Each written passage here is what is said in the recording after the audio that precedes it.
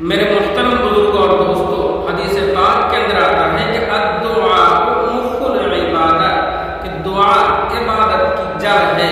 عبادت کی مغز دعا ہے۔ انسان دنیا کے اندر کوئی کام کرتا ہے، صبح جاتا ہے کام پہ، شام کو جب وہ کام سے چھوٹنے لگتا ہے، اس کے بعد جب اس کو مزدوری دی جاتی ہے تو ان کے چہرے پہ ایک نکھار، ایک خوبصورتی پیدا ہوتی ہے خوشی سے۔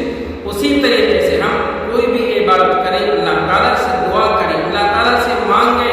ایک چھوٹا صدقہ کریں تو بھی اس کے بدلے میں اللہ تعالیٰ سے مانگیں، اللہ تعالیٰ آپ کی حاجت کو، آپ کی ضرورت کو پورا ضرور کرے گا۔ لیکن شرط ہے کہ ہمارا یقین اللہ پر ہو۔ ہمارا یقین اللہ پہ جتنا مضبوط ہوگا، اللہ کے خزانے سے لینے میں اتنا ہی ہم کو آسانی ہوگی۔ دنیا کے اندر میں دوستوں دیکھتے ہیں کہ ایک چھوٹا بچہ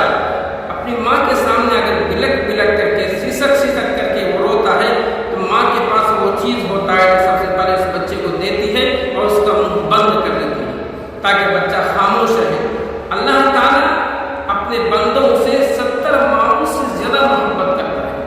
تو اللہ تعالیٰ کے سامنے ہم روئیں گے، گڑگڑائیں گے، توبہ کریں گے، استغفار کریں گے، اور رات کی تنہائی میں جب اللہ تعالیٰ سے مانگیں گے اللہ تعالیٰ ضرور دے گا۔ اس لیے حدیث کے اندر آتا ہے کہ حضرت ابو ہریرہ رضی اللہ تعالیٰ عنہ فرماتے ہیں کہ اللہ کے رسول صلی اللہ علیہ وسلم نے فرمایا کہ اللہ تعالیٰ اپنے بندے کی کسی بھی دعا کو رد نہیں کرتا ہے، بلکہ اللہ تعالیٰ اپنے بندے کی ہر ایک دعا کو قبول کرتا ہے، لیکن بندے کو جلد بازی نہیں کرنی چاہیے۔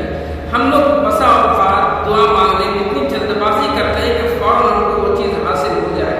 لیکن ایسا نہیں ہے۔ ہم چاہ رہے ہیں کہ وہ چیز ہم کو حاصل ہو جائے، لیکن اس کے اندر ہمارے لیے خرابی ہے، وہ چیز اللہ کو معلوم ہے، اس لیے کہ ہم نے مانگنا تھا، ہم نے مانگ لیا، مگر اس کے اندر خرابی ہے یا اچھائی ہے، فائدہ ہے یا نقصان ہے، وہ اللہ تعالیٰ کو معلوم ہے۔ اللہ تعالیٰ جب اپنے بندے کو دیتا ہے تو اس چیز کو پہلے محسوس کر لیتا ہے، اس کے بعد اللہ تعالیٰ اپنے بندے کو وہ چیز عطا کرتا ہے۔ اس لیے میرے دوستوں، ہمیشہ ہم دنیا والوں کے سامنے بہت جلدی سے ہم پھیلا کے مانگنے لگتے ہیں، مگر میرا مالک جو دیتا ہے تو بولتا نہیں ہے، اس سے ہم لوگ مانگنے میں شرم محسوس کرتے ہیں، یہ بالکل